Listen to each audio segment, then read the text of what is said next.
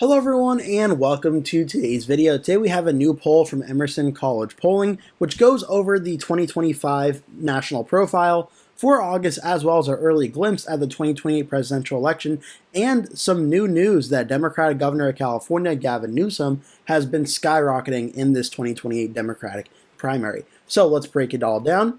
This poll was released on August 29th, 2025.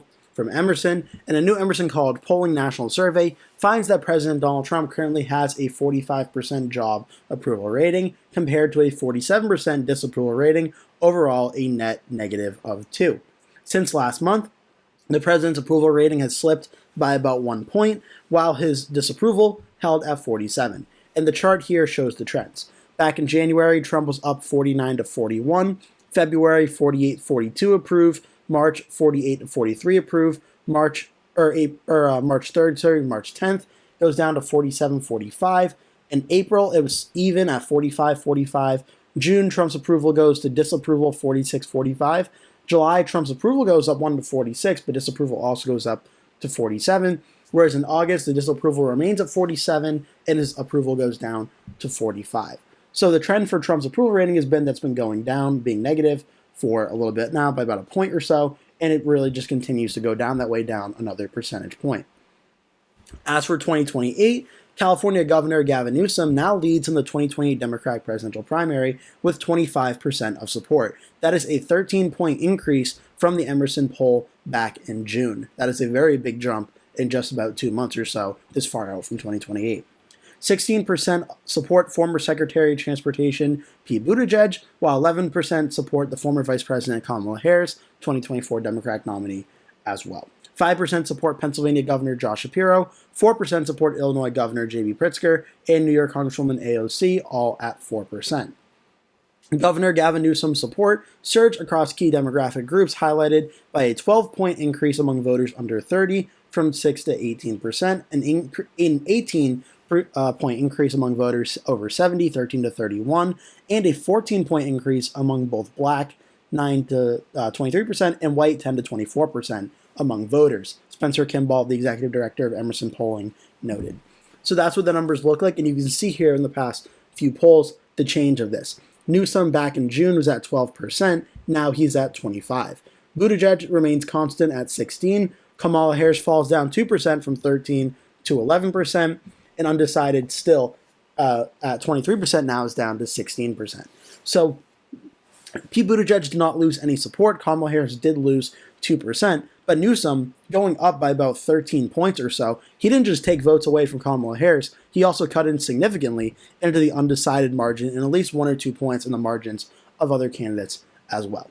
On the Republican side of things for 2028, right now, Republican Vice President J.D. Vance starts out with over half, 52% of the vote, followed by Secretary of State Marco Rubio with 9% and Florida Governor Ron DeSantis. Obviously, seeming like right now, if J.D. Vance and Marco Rubio are the top 2 contenders, if they were to team up, that would essentially put the Republican primary out for 2028. That would be the unified ticket going into 2028. That has been a rumor that may be happening, but we'll have to wait and see how that all goes. In a hypothetical 2028 general election matchup between Vice President J.D. Vance and Governor Gavin Newsom of California, the potential candidates are tied with 44% support each, respectively. 12% are undecided. In the July Emerson national poll, 45% supported Vance, while 42% supported Newsom. So based on these numbers, Vance has gone down about 1 point and Newsom has gone up about 2%. Newsom's most recent gains are largely driven by younger voters 18 to 29. After splitting this group in June 39 to 38, he now holds a clear lead of 45 to 28, Kimball said. So this is certainly a very big development here. Even though we're still very far out from 2028, Gavin Newsom, despite not only raising at the Democratic primary level, getting his votes up, he's also seems to be gaining on J.D. Vance and the general election level. It also shows Vance around 44-44 in a tied race with 12% undecided, shows that what we expect, Newsom versus Vance, which by many, right after the 2024 presidential election, when people are asked, well, what do you think it's going to be for 28, 4 years from now? I think Newsom versus Vance was a lot of the first matchup that came to people's minds, and it shows a tied race between Vance and Newsom if that were to happen. When asked about the idea of California's congressional redistricting, 56% of voters said it is a bad idea, while 44% said it is a good idea. On a separate question, Texas, 54% called the redistricting a bad idea, 46% said it is a good idea. Support for redistricting looks similar overall for Texas and California, but the partisan swings tell a different story. In Texas, 77% of Republicans back redistricting compared to 44% in California. Meanwhile, 52% of Democrats support redistricting in California, while only 21% do in Texas. The poll also goes over President Trump's decision to bring the National Guard into Washington, D.C., with 48% of voters disapproving of Trump deploying the National Guard to 19 states to assist ICE, while 44% approve of the action. Overall, though, the opinion among U.S. voters is split regarding Trump sending the National Guard to combat crime in different U.S. cities. When it comes to Washington, D.C., overall, Trump is approved of by +3. When it comes to L.A., Trump is down 4. New York, Trump is down 5. Chicago, Trump is down 5. And Boston, which has been making a lot of news recently, is down 7 based on that issue. On the top issues for this poll, it also mentions that the remaining top issue is the economy at 33%, up 2 points from July, followed by threats to democracy at 24, immigration 12, and healthcare at 9. 41% of voters say their family's finances are worse off than they were a year ago, up 4 points from July. 28% say they are better off financially than a year ago, a 4-point decrease, and 31% say they are about the same. So that's really interesting, and for the purpose of today's video, going over the 2028 part, I'm going to leave it at that. It also talks about some other issues as well in the poll. But this is very interesting, seeing Gavin Newsom now rising up this much in this poll. So just to show you, the prior average had Kamala Harris up 9.3%, the race to the White House average. Following this Emerson College poll being put in, Harris still around 9.3%, but Gavin Newsom is clearly skyrocketing, and I'm not even sure the poll's been factored into that from race to the White House. Newsom, this is the first poll he's seen in a while with Harris in the race that has him leading. I'm not sure there has been one that has him and Harris that has Newsom leading before this one. So clearly you're showing that Gavin Newsom right now is the hot hand of the Democratic primary. He's been one of the most vocal critics of President Trump in the last few weeks or so. And it seems in the 2020 Democratic primary right now, he is certainly being rewarded for being so combative with the president. He is now in first place of the Democratic primary. And it's an interesting snapshot to take right now towards the end of August in 2028 or in 2025. Because come 2028, when the Democratic primary happens and the Democratic nominee is decided, I wonder if Gavin Newsom is going to be the Democratic nominee, or will someone else rise up and take the mantle. But right now, National Democrats want someone that seems to be a fighter that will fight against President Trump. Gavin Newsom is certainly doing that the most right now, and he is being rewarded by about a 9-point lead in the Democratic primary. On the Republican side of things, also very clear right now, J.D. Vance is in first place, and he'll likely continue to be in first place. If he runs for president in 2028, he will be, in all likelihood, the Republican nominee.